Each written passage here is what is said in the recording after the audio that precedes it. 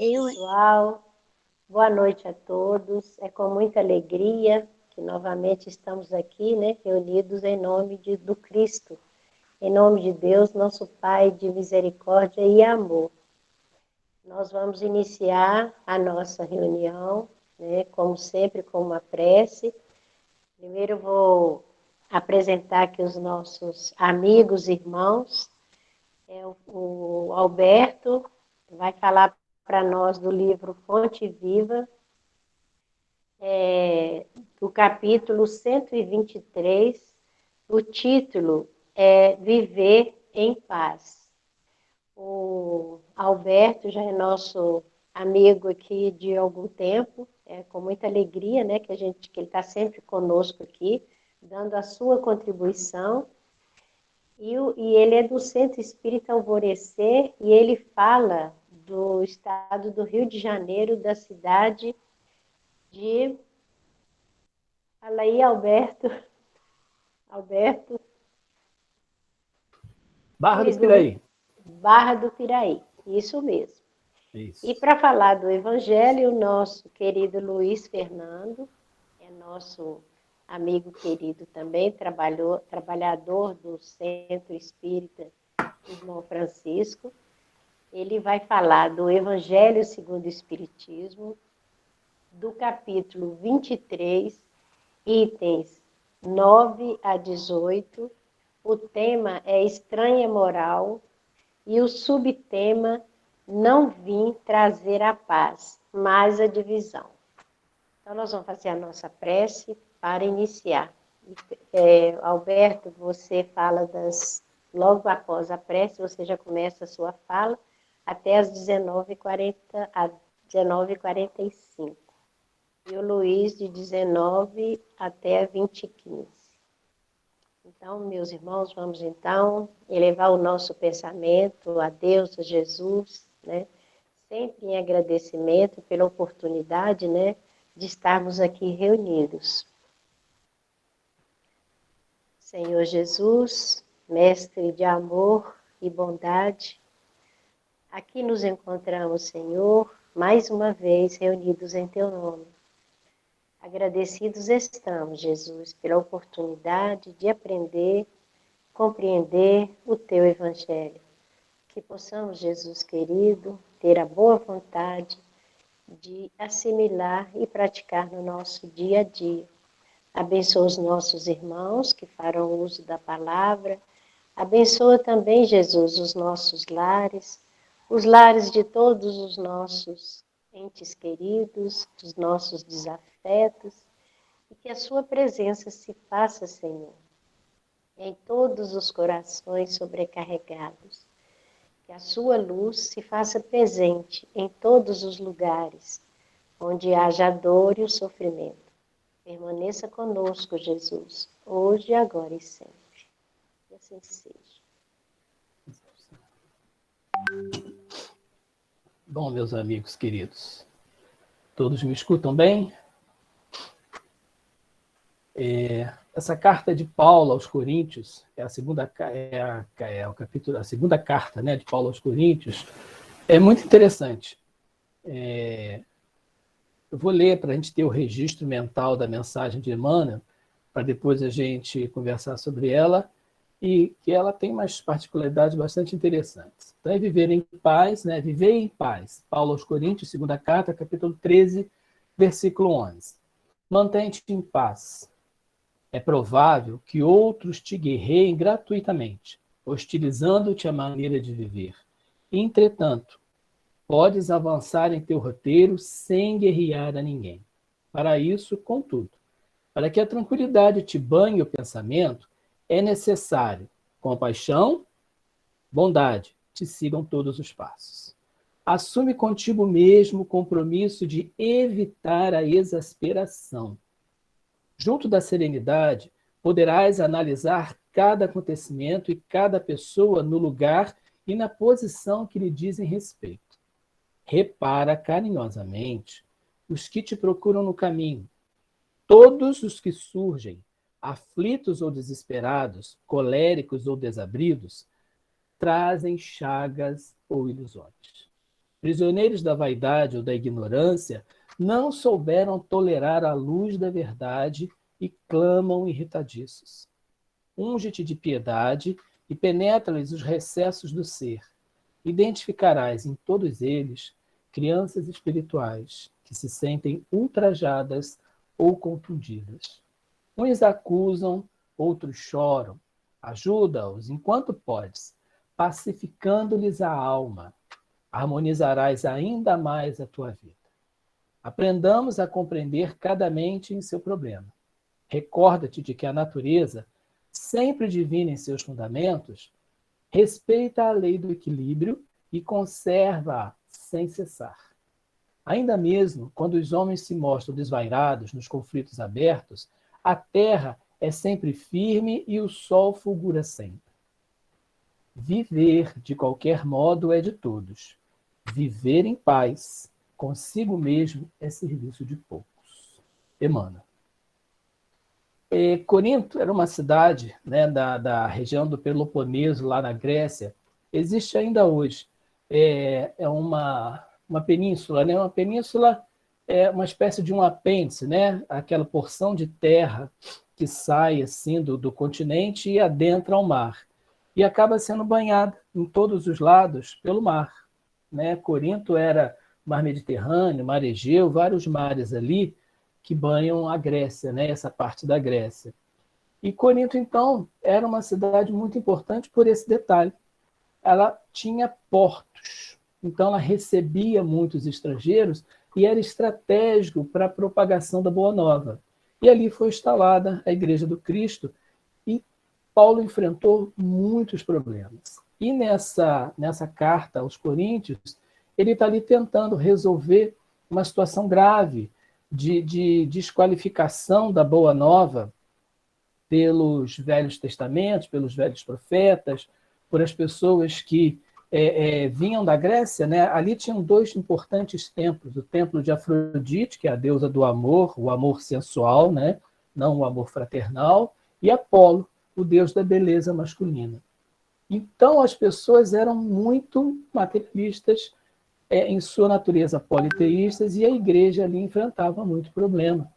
E é interessante Emmanuel trazer desta carta a mensagem de paz, porque paz era uma coisa que Paulo não tinha em Corinto. Ele era muito combatido ali, a Boa Nova era muito combatida. E ele, nessa carta, ele chama à razão os coríntios, né?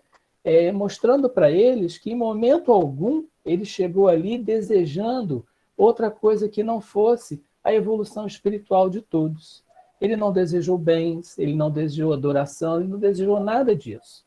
E falava para os coríntios, né, sobre a Boa Nova, trazendo os exemplos de Cristo, mostrando, né, eles tentavam desqualificar o comportamento de Paulo, porque desacreditando Paulo, desacreditariam a Boa Nova, porque as pessoas ligavam muito a Boa Nova a Paulo como discípulo do Cristo. Interessante isso, né? Não era o Cristo. Algumas tendências, ainda hoje, assim, as pessoas se ligam a uma pessoa, a um sacerdote, a um médium, né? As pessoas seguem o Divaldo, né? Endeusando o Divaldo e coitado do Divaldo, né? Sai mundo afora aí trabalhando e as pessoas, né, atrás dele, quando na realidade é o Cristo que a gente deveria procurar. E Emmanuel traz dali a mensagem da paz. Muito interessante isso, né, que ele teve essa visão. Nessa carta, a gente vai ter 2 pontos assim, principais. Primeiro, né, a primeira frase, né, a primeira ordem, mantém-te em paz. Isso é uma afirmação clara, é uma ação. Mantém-te em paz. Outro dia eu estava vendo uma situação que não lembro do que, e falou de Nossa Senhora da Paz. Eu falei, Jesus, até paz tem Nossa Senhora, né? Tem vários nomes. E as pessoas transferindo para Nossa Senhora a busca pela paz. A gente, né, pelos estudos, já podemos afirmar que a paz ela é um estado espiritual, de consciência. Ela depende muito da nossa condição evolutiva. A paz, né, para as pessoas, pode ser de diversas formas. Tem gente que encontra a paz no gozo dos benefícios materiais, numa praia, nas Sete Lagoas, né? Ou sei lá, numa rede balançando, como o nosso amigo Léo. Mas a paz, ela é muito maior que isso. Mas o que Jesus falou sobre a paz? Porque esse tipo de paz, ela acaba, né? O domingo acabou a paz. Tem que levantar cedo no frio, tem que tomar banho no frio. Né? No domingo a gente não precisa fazer essas coisas. Visita no benefício material, no gozo do bem material, a nossa felicidade. E aí acaba. Acontece um revés qualquer na vida, um desemprego, a pandemia, né? A pandemia causou isso. Eu vi outro dia, uns meses atrás, alguns artistas comentando que o casamento ficou abalado porque teve que conviver 24 horas do dia com a esposa ou com o esposo. Então, Jesus, como? Como isso? Não pode conviver 24 horas que não se aguenta? Que tipo de paz é essa? Que tipo de sentimento é esse? É depositar naquela figura, né? De tudo perfeito, quando na realidade não é. A gente tem as nossas limitações. E quando Pedro falou isso daí, viver em paz, é o capítulo 13, versículo 11, né? Não, quando Paulo fala isso, mantente em paz, é a primeira carta dele, capítulo 3, versículo 11, quando ele fala assim: aparte-se do mal e faça o bem, busque a paz e siga. Então, a paz, ela não vai chegar. Não adianta pedir para Nossa Senhora da Paz. Coitada, a paz foi o que Nossa Senhora não teve quando estava aqui, né? Vendo o filho dela perseguido daquele jeito. A paz, a gente precisa trabalhar, precisa buscar. E com muito cuidado, né? Ele coloca aqui duas condições. A compaixão, ele fala ali, compaixão e bondade. Compaixão é a quinta bem-aventurança, sede misericordiosos. E a bondade, o livro dos Espíritos já nos traz aí a definição no item 886, né? Benevolência, indulgência e perdão. Bondade, fazer o bem. Fazer o bem vai nos ajudar a conquistar a paz. Mas se nós não buscarmos a nossa evolução espiritual, até o bem que a gente fizer vai ser difícil para nos trazer a paz. Jesus falou isso. Lá em Mateus, no capítulo 10, falou: não vim trazer a paz, mas a espada. O que ele queria dizer com isso? Né? A espada da transformação que a gente precisa buscar. A libertação da materialidade, do gosto pela matéria, para generosidade, para a família universal, para aceitar que todos nós somos irmãos, do perfeito ao pior dos nossos irmãos que ainda está no caminho equivocado. Todos somos irmãos, então o amor deve nos unir. E quando a gente atingir essa condição evolutiva, a gente vai entender que nós não precisamos ganhar um salário milionário. Esse salário milionário que eu vou ganhar pode remunerar muitas outras famílias. Né? Tudo bem que eu sou um expert naquilo que eu faço, eu toco um violão que é uma maravilha, mas outros precisam, né, do bem material. E isso ainda é muito difícil para a gente. A gente ainda tem a coisa do ter, né? A gente ainda não conseguiu atingir o ser, a gente ainda está no ter. E é muito importante a gente começar a trabalhar isso por conta da regeneração planetária. A regeneração planetária não vai ter essa história de pessoas que não têm onde morar, que não têm como se alimentar todos os dias, das escolas em condições, às vezes, até difíceis de frequentar. Né? A gente vê nas áreas rurais, principalmente no Nordeste, às vezes escolas que, nossa senhora, como é que tem coragem de fazer isso com as crianças? Isso não vai existir. Então, a mensagem de Emmanuel, quando ele busca lá na carta de Paulo aos Coríntios, é que Paulo não tinha essa paz que a gente imagina, mas ele encontrava paz no bem que ele fazia para as pessoas, que ele sabia que esse mal era temporário, esse mal ia passar. E aí, cada um no seu tempo, aquela coisa de cada dia um passo, né? Cada dia um degrau, nós precisamos acelerar isso, precisamos iluminar o nosso campo mental e buscar a fraternidade, porque a paz ainda não é deste mundo, mas ela já podemos vivenciá-la aqui se nos fraternizarmos, se buscarmos o caminho do bem, do amor, do perdão. Emmanuel fala nessa passagem isso. Compaixão e bondade te sigam todos os passos. E a orientação de Pedro, né?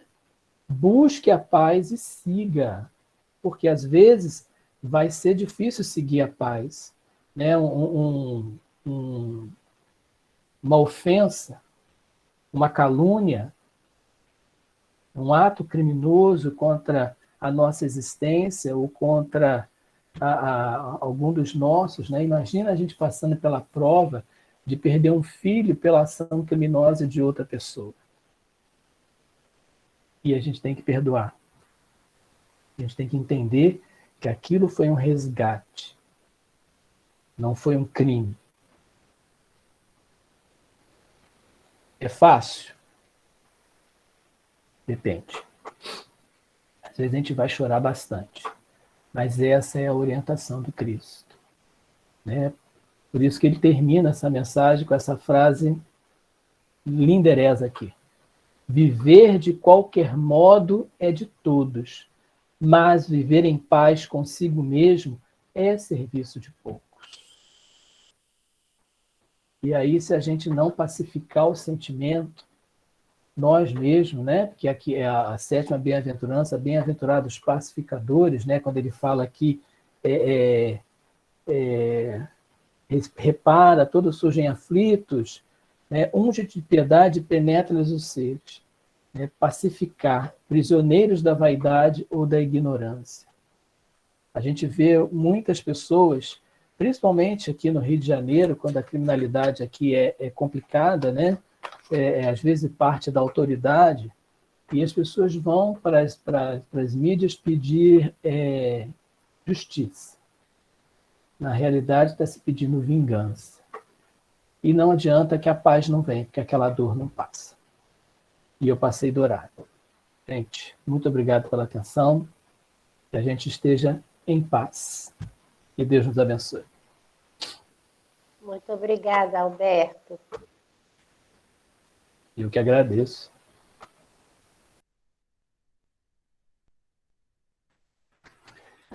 Boa noite, pessoal.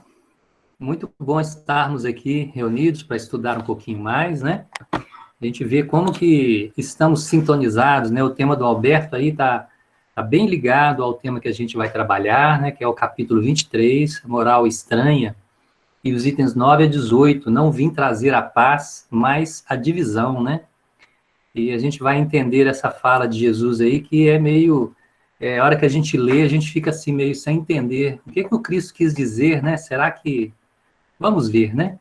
Eu vou apresentar aqui a passagem para vocês me acompanharem. Ela é curtinha, mas fica melhor para vocês, para a gente poder ver, né? Muito bem. Então, em Mateus, capítulo 10, versículo 34 a 36, né? Nós temos lá registrado por Mateus a seguinte fala do Cristo.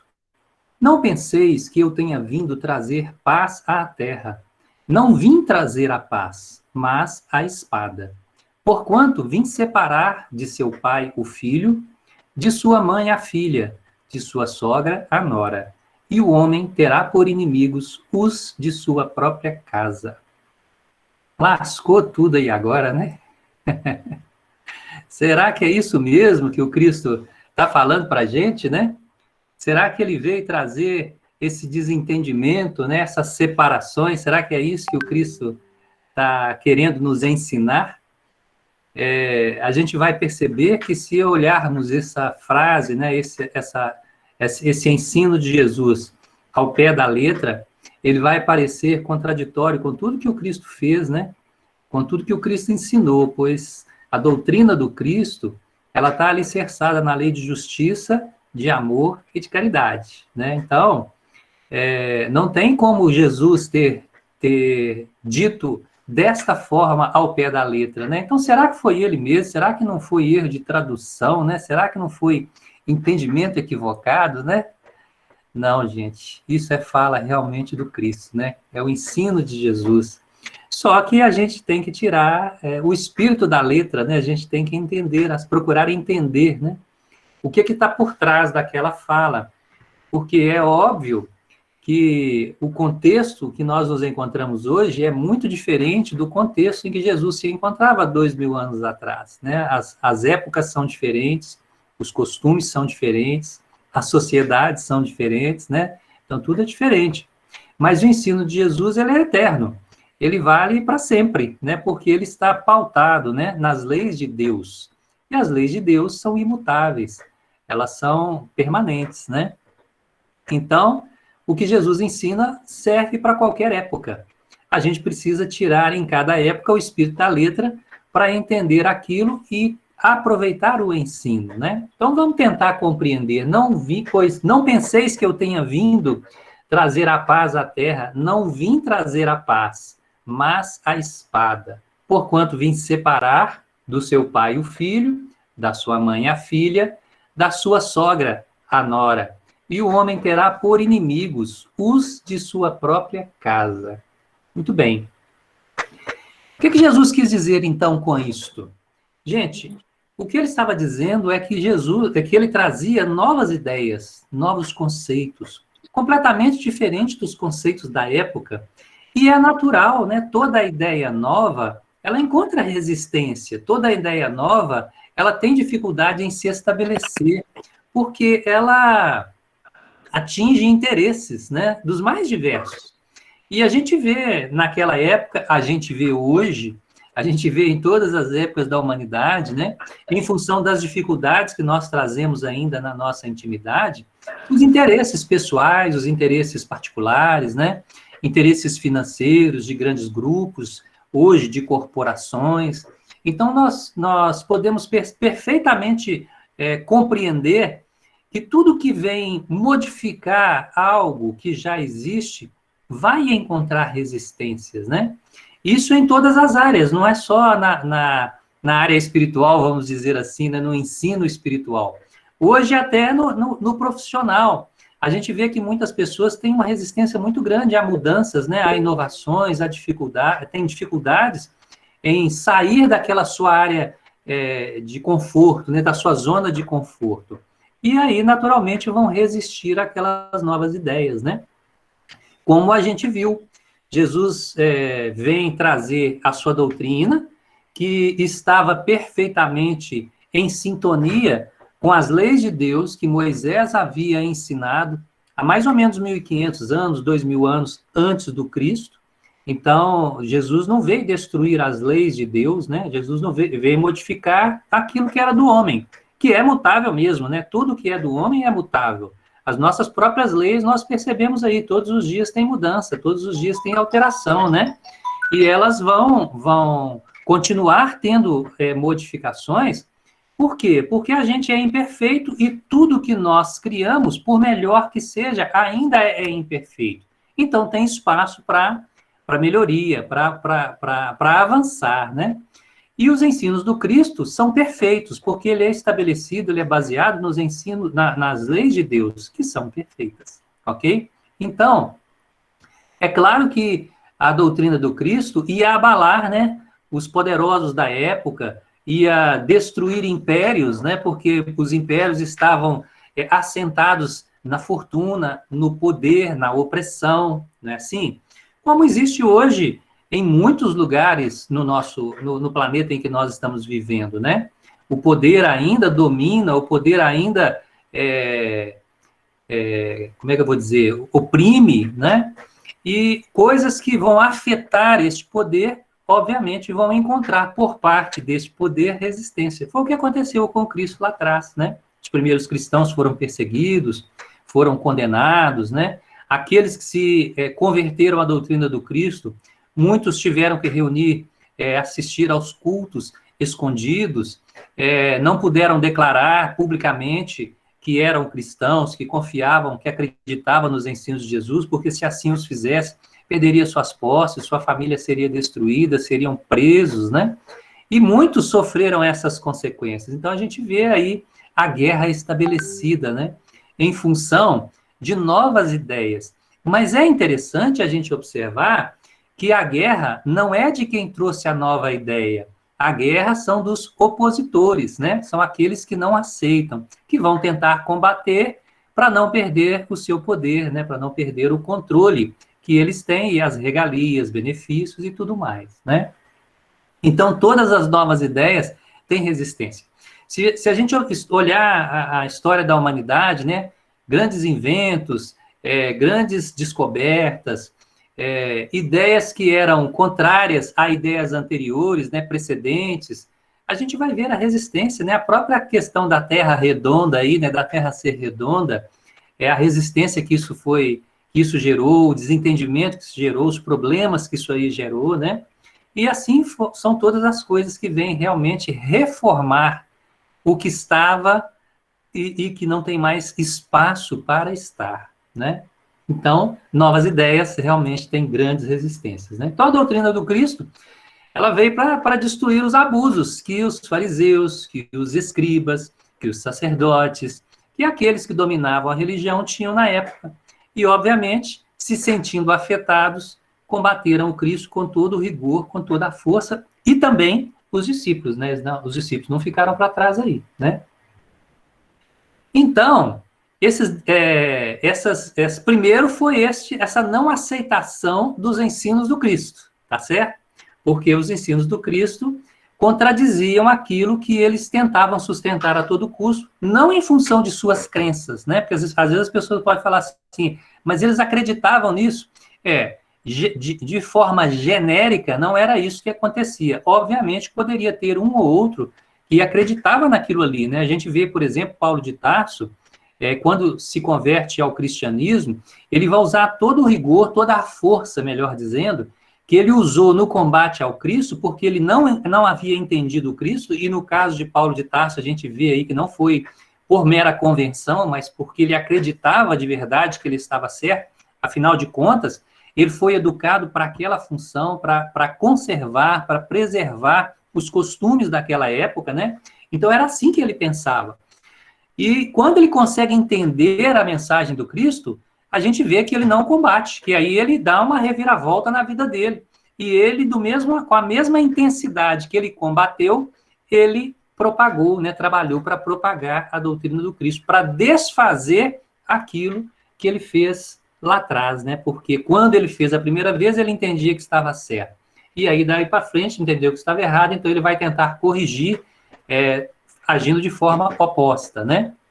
Mas, de uma maneira geral, os grandes e poderosos da época, eles queriam conservar, né, a situação, não porque acreditavam que aquela era a situação correta, mas por mera convenção, né, por comodismo, por querer usufruir das situações e das oportunidades, né?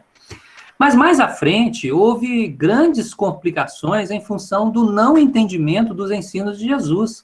E aí, esses desentendimentos, vamos dizer assim, né, deram origem a seitas diversas, deram origem às guerras, né, deu origem às guerras santas, onde muitas pessoas foram massacradas, né, sociedades inteiras foram subjugadas, massacradas, porque não comungavam da mesma ideia, do mesmo pensamento, né? Então, quando Jesus diz que vem trazer a espada, ele já está prevendo essas coisas acontecer. Não é que ele está dizendo que essas coisas tinham que acontecer, mas ele já estava prevendo, pelo comportamento humano que ele conhecia muito bem da época, né? E de hoje, naturalmente, também, ok? Então, a gente vai buscando, né, entender o ensino do Cristo, nesse capítulo 23 aí, entre os itens 9 e 18, nós vamos ver uma fala de Kardec, onde ele explica o pensamento do Cristo quando o Cristo diz isso. E Kardec diz assim, ele diz que o pensamento do Cristo era esse, não criais que a minha doutrina se estabeleça pacificamente.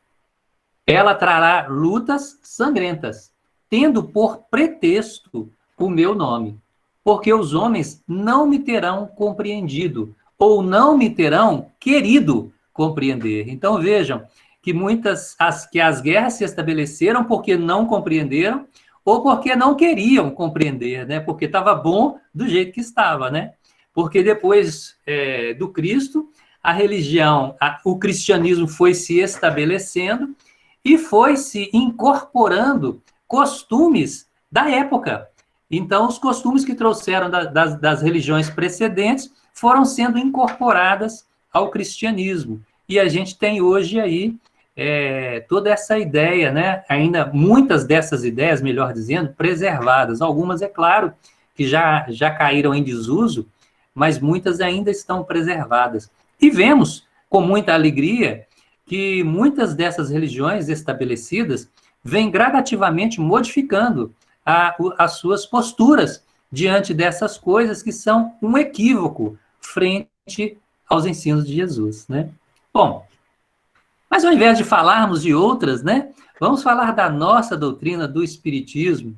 O Espiritismo também foi uma ideia nova, né, que chegou há 160 e poucos anos atrás, né, e que também causou uma complicação muito grande, causou muitos embates, né, muitos desentendimentos, muitas energias contrárias, né? A gente vai ver as obras espíritas sendo queimadas em fogueiras, porque não se aceitavam os ensinos que os espíritos trouxeram, e também foram lutas que ocorreram lá atrás, né? Mas e hoje? Como é que são essas questões hoje? Será que esse ensino de Jesus morreu hoje, né? Será que ele não tem mais sentido? Será que ele não tem mais finalidade? Porque a gente não tem mais esses embates, a gente não tem mais essas guerras? Será que é por aí? Interessante, né? Porque a gente vai encontrar, depois de tantos anos da doutrina espírita, a gente vai relembrando a caminhada, a gente vai relembrando as histórias, a gente vai relembrando as relações, né, que a gente estabeleceu com outros companheiros da doutrina, e a gente vai vendo a grande dificuldade, né, daqueles que procuram de verdade vivenciar os ensinos do cristianismo, dificuldades na própria família, da não aceitação, do não entendimento, de achar que as pessoas estão fanáticas, né? É claro que tem pessoas que, entendendo de forma equivocada a doutrina espírita, caminham para o fanatismo, e isso precisa ser trabalhado, né? Precisa ser esclarecido, né? Não combatido no sentido da briga, do desentendimento, mas no sentido do esclarecimento fraterno, do esclarecimento cristão, né? Então, excetuado as questões de fato do fanatismo, muitas pessoas veem o trabalho na doutrina espírita daqueles que são mais dedicados, daqueles que são mais empenhados, como fanáticos, né? E aí a gente fica perguntando, será que é mesmo fanatismo? Será que quando eu lembro de Chico, eu poderia dizer que Chico era fanático? Será que quando eu vejo um Divaldo, que dedicou sua vida inteira à doutrina espírita, assim como Chico, assim como tantos outros, né, que a gente não vai nem conseguir citar aqui, até por desconhecermos, será que eles também são fanáticos? Não, eles compreenderam bem os ensinos de Jesus e dedicaram-se, né, ao trabalho, né? E qual que é o trabalho? Qual que é a proposta do Cristo? O que o Cristo vem nos convidar a fazer, né? O que a doutrina espírita nos convida? O que a doutrina espírita nos ensina, melhor dizendo? Se nós pudéssemos resumir os ensinos da doutrina espírita, o que a gente diria que a doutrina espírita está dizendo para nós, está nos ensinando? Alguém consegue pensar nisso aí? Alguém consegue refletir sobre isso aí? Será que a doutrina espírita ela está nos dizendo que nós somos espíritos imortais, né? Momentaneamente num corpo de carne, vivenciando uma oportunidade encarnatória, isso falando de nós que estamos aqui no plano físico, né? Com o propósito de nos aprimorar, né? Porque Deus nos criou simples e ignorantes e nos destinou à perfeição. Será que é isso? É isso. E se a gente tem esse entendimento, né, de que somos espíritos imortais, de que estamos numa caminhada evolutiva, de que nós saímos do ponto de simplicidade e ignorância e vamos construir a nossa perfeição através do nosso esforço, através do nosso trabalho. Então, para que será que nós estamos encarnados aqui? É para isso. E todas as oportunidades que a vida nos oferta, ela nos oferta para essa finalidade. Então, a oportunidade, por exemplo, da família é para essa situação, né? Para essa transformação íntima. A oportunidade do trabalho profissional é para essa transformação íntima.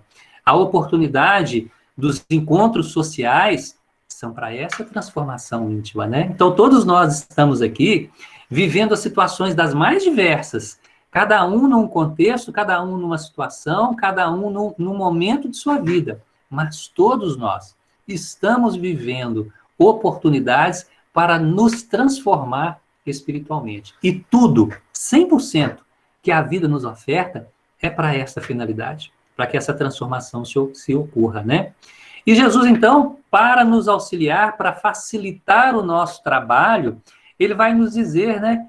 Nos ensinar a caridade, ele vai nos ensinar a amar, né? Vai nos dizer que nós temos que amar ao nosso próximo, amar a quem nos ama, amar inclusive aos nossos inimigos, né? Por quê? Porque nesse esforço de seguir esses ensinos de Jesus, o que vai acontecendo conosco?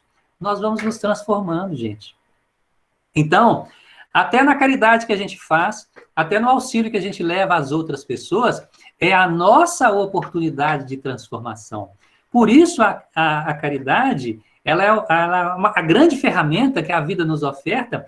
Para quê? Para a gente vencer o orgulho, para a gente vencer o egoísmo, né? Para a gente vencer as dificuldades íntimas que a gente tem. Então, tudo na nossa vida tem esse propósito, essa finalidade, né?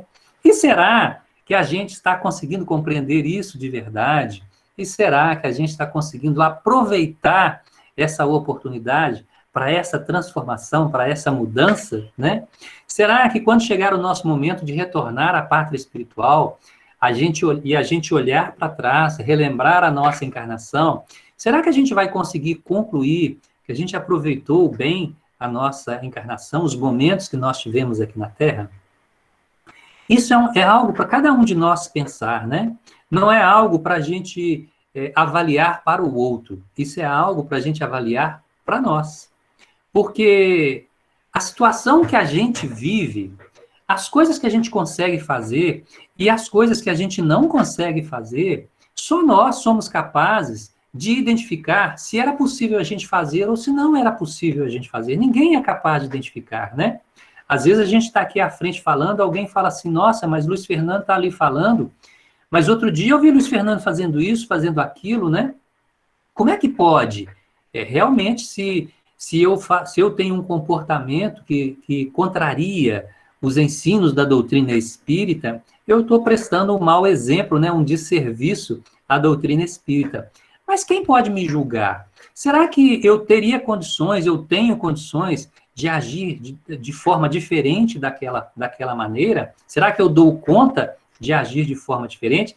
Será que alguém é capaz de avaliar se na minha intimidade eu não estou de verdade me esforçando no limite do que eu posso para vencer aquela dificuldade, para superar aquela dificuldade? Quem pode avaliar isso? Se não Deus ou eu próprio, né? Então somos nós, gente, quando retornarmos à pátria espiritual, olhando para trás, vamos identificar se a gente aproveitou, se a gente não aproveitou a encarnação, né? E nós estamos num momento maravilhoso, porque a gente não está neste momento de fazer esta avaliação. Nós estamos no momento de construir resultados para essa avaliação, né? Então é o que o Cristo vem nos convidar a fazer, né? Nos ensinar a sermos pacíficos no mundo, a não trabalharmos, né, o orgulho, a não trabalharmos a vaidade, a não trabalharmos a ambição, né? Jesus vem nos ensinar ao desapego às pessoas, desapego às coisas, né? Desapego não é desinteresse, né? Desapego é dar a cada coisa a importância que as coisas têm, né? As pessoas na nossa vida são muito importantes. Mas o que é importante? É a presença daquela pessoa ali junto a nós, né? Ou o que é importante? É o que a gente faz para aquela pessoa, o que a pessoa faz para a gente. O que a gente sente por aquela pessoa, ou o que aquela pessoa sente por nós, né? Às vezes somos apegados à presença das pessoas. E muitas vezes em situações onde determinadas coisas seriam muito boas para aquelas pessoas, a gente não faz, a gente peca, né? Porque às vezes fazer aquilo vai contrariar o desejo da proximidade. Por exemplo, quando um filho ou uma filha vai casar ou vai morar em outra cidade por conta de estudo, por conta de alguma coisa, muitos pais, né? É claro que muitas pessoas já têm um entendimento de saber se aquilo é melhor para os nossos filhos, que a gente deixe, né? Que o filho vá seguir sua vida, né? Mas a gente ainda vê muitas pessoas que tentam impedir de alguma forma, né, esse bater asas dos filhos aí, em nome de um amor, né, que é um amor posse, né, assim. Nas relações conjugais, né, matrimoniais, a gente vê muitas vezes, né, o homem controlando a vida da esposa ou a esposa controlando a vida do homem, sem dar, né, ao nosso companheiro ou à nossa companheira a liberdade que é direito de cada um, né, assim? Então a gente acha que a gente é dono, que a gente tem a posse, e a gente diz que a gente ama, né, que a gente está cuidando, que a gente está velando por aquela pessoa. Será que a gente está mesmo? Será que não são nossos comodismos? Será que não são nossos prazeres? Será que não é nosso desejo de controlar todas as coisas, né?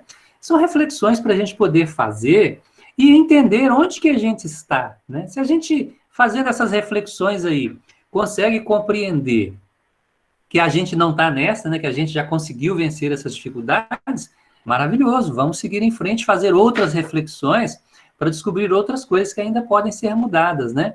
Mas com toda certeza, se a gente olhar com muito carinho, com muita atenção, né, dentro de nós, a gente vai perceber, né, que talvez a gente não seja aquele possessivo, mas em muitas situações a gente ainda tende a controlar o comportamento do outro, as atitudes do outro, até o sentimento do outro. Poxa, a gente não consegue controlar o nosso próprio sentimento, né? Quantas vezes nossos sentimentos ficam aí desequilibrados, a gente entra num desequilíbrio porque não consegue dominar os nossos sentimentos, não consegue manter uma linha de razão. Como é que a gente vai conseguir fazer isso com as outras pessoas, né? Isso não é lícito para que nós façamos, isso não é correto a gente fazer, né? Então a gente precisa pensar mesmo, né? Como que a gente está vivendo, como que a gente está conduzindo, e o que é que o Cristo vem ensinar para a gente? O que a doutrina espírita vem ensinar para a gente? Nós temos que sair, né, dessa era de que a religião é aquele momento que a gente vai praticar a religião, né? Num templo religioso, como, por exemplo, ir à missa, ir a um culto espírita, evangélico, ou de qualquer outra religião. Muitas pessoas ainda pensam, né? Por exemplo, nossa reunião é nas quintas aqui no Irmão Francisco, então muita gente ainda acha que toda quinta tem que ir à reunião, tem que participar da reunião, quando tinha os passes, tinha que tomar os passes, tomar água fluidificada, e depois volta para casa e só na outra quinta que tinha aqueles compromissos novamente. E esquece, né, que o restante dos dias, dos nossos dias, são dias a serem vividos, e a serem vividos, buscar serem vividos dentro daquilo que a doutrina que nós escolhemos está ensinando para nós, né? Assim, a doutrina espírita, ela é maravilhosa, porque ela fala com muita clareza, ela não tem nada escondido, né? Nada camuflado, ela não tem alegorias, né? Ela não tem metáforas. A doutrina espírita é clara, os espíritos falam para nós claramente. Eles não falam para mim das minhas dificuldades e dos meus problemas, né? Porque seria deselegante, seria descaridoso, melhor dizendo, por parte desses espíritos. Mas eles, vendo a minha dificuldade, eles falam para mim, através de mensagens genéricas, que tocam naquele ponto que eu tenho dificuldade na minha intimidade. Para quê? Para que quando eu leio aquela mensagem, eu reflita sobre aquilo, e para que essa reflexão me ajude a transformar a minha vida, né? Então, meus irmãos, a doutrina espírita está aí para a gente, como Cristo esteve aqui na Terra há 2000 anos atrás, né?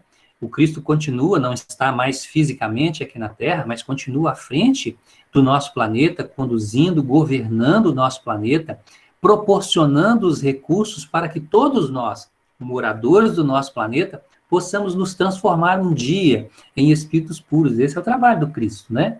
E a doutrina espírita é fruto desse trabalho, né? É o trabalho do Cristo para uma época diferente, né? Então, a doutrina está aí nos ensinando para que nós abramos nossos corações, para que a gente aprenda a perdoar, para que a gente aprenda a amar, para que a gente aprenda a desapegar, e uma série de outras coisas aí.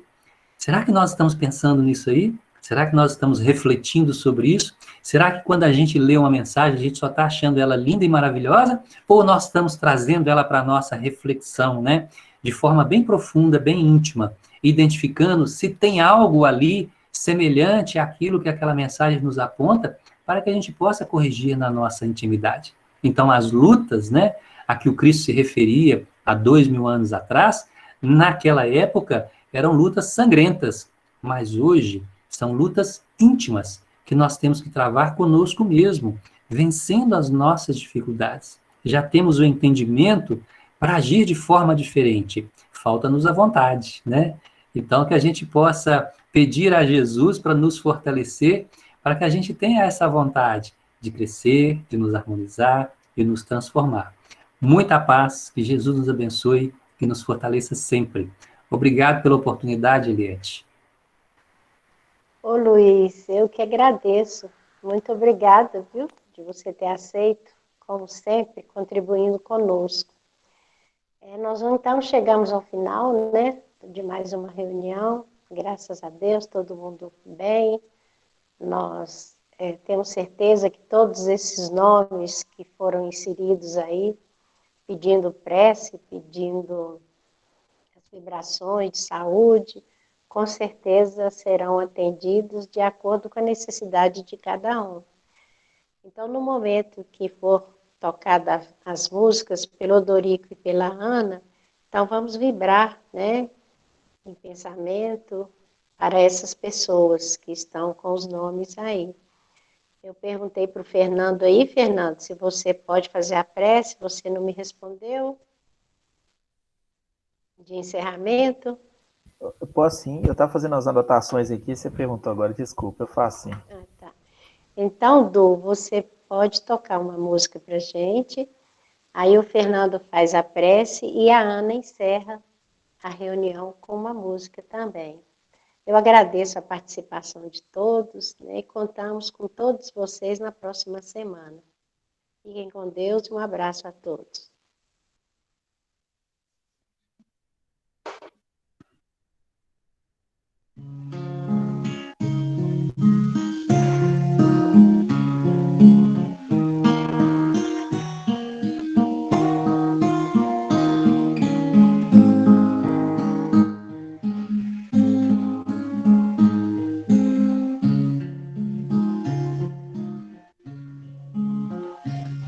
Certo dia, à beira-mar, apareceu um jovem galileu. Ninguém podia imaginar que alguém pudesse amar do jeito que ele amava, seu jeito simples de conversar tocava o coração de quem o escutava. E o seu nome era Jesus de Nazaré. Sua fama se espalhou e todos vinham ver o fenômeno do jovem pregador que tinha tanto amor. Naquelas praias, naquele mar, naquele rio e em casa de Zaqueu, naquela estrada, naquele sol, e o povo a escutar histórias tão bonitas, seu jeito amigo de se expressar enchia o coração de paz tão infinita. E o seu nome era Jesus de Nazaré. Sua fama se espalhou e todos vinham ver o fenômeno do jovem pregador que tinha tanto amor.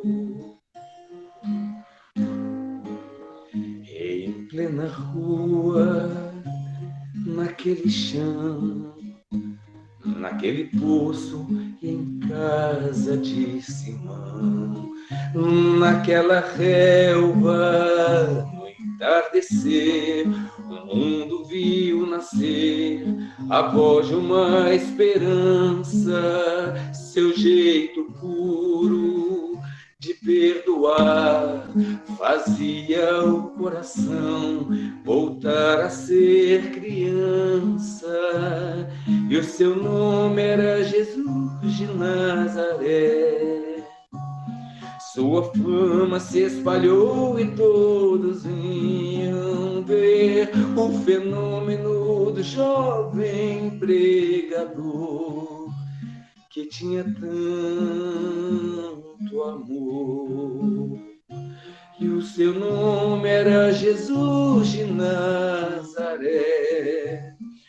Sua fama se espalhou e todos vinham ver o fenômeno do jovem pregador que tinha tanto amor.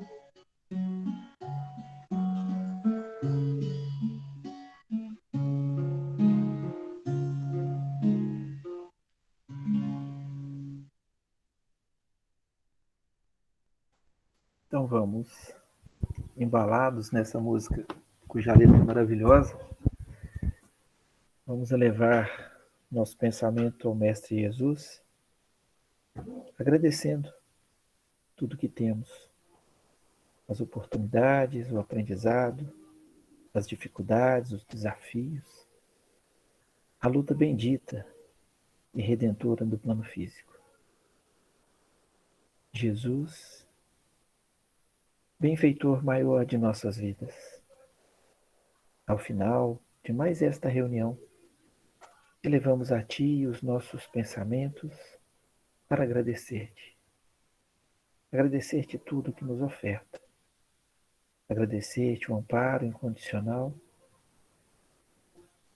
que nos faz prosseguir em direção ao aperfeiçoamento, em direção ao nosso Pai. O Senhor, Mestre, como irmão mais velho, vela por todos nós, respeita as nossas decisões, mas nos concede sempre o aprendizado, seja por intermédio da dor ou da alegria, estamos sempre aprendendo. Pedimos então que abençoes também os nossos irmãos em sofrimento, aqueles que desencarnaram, sem a devida preparação para a vida espiritual, aqueles que se encontram no outro plano da vida, passando por dificuldades, ainda presos no desejo de vingança, na revolta, na incompreensão. Sê para eles, Jesus, a luz que há de mostrar-lhes o caminho.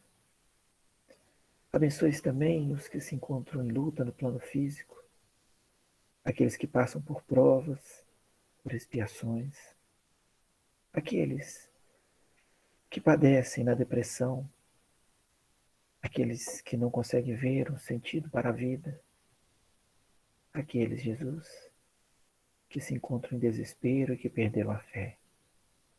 Ajudai-os, amparai-os, mostrando-lhes que existe solução para tudo e que as provas não são eternas, mas passageiras. Abençoe os nossos governantes, dirigentes e todos aqueles que foram acometidos não só pela Covid, mas por outras doenças. Que possam todos ser amparados, iluminados. E por nossa vez rogamos por esse nosso planeta, a fim de que prossiga com passos firmes rumo ao mundo de regeneração. E que cada um faça a sua parte para que isso chegue. Em vosso nome a reunião foi aberta e agora, da mesma forma, em vosso santo nome, encerramos os trabalhos da noite de hoje. Que assim seja.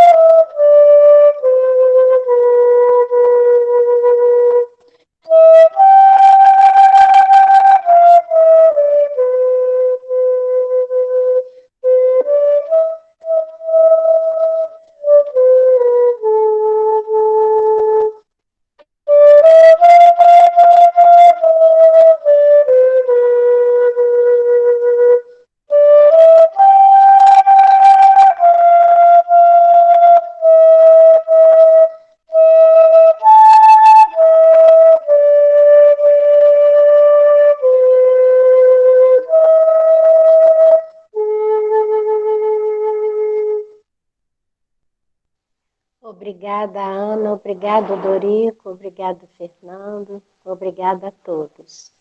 Uma boa noite para todos nós. Fiquem com Deus. Boa noite para todos. Aproveito para desejar um feliz Dia dos Pais. Então, Bem lembrado, Fernando. que vocês aproveitem os pais que já foram para o plano espiritual, que sejam lembrados com oração, com muito carinho.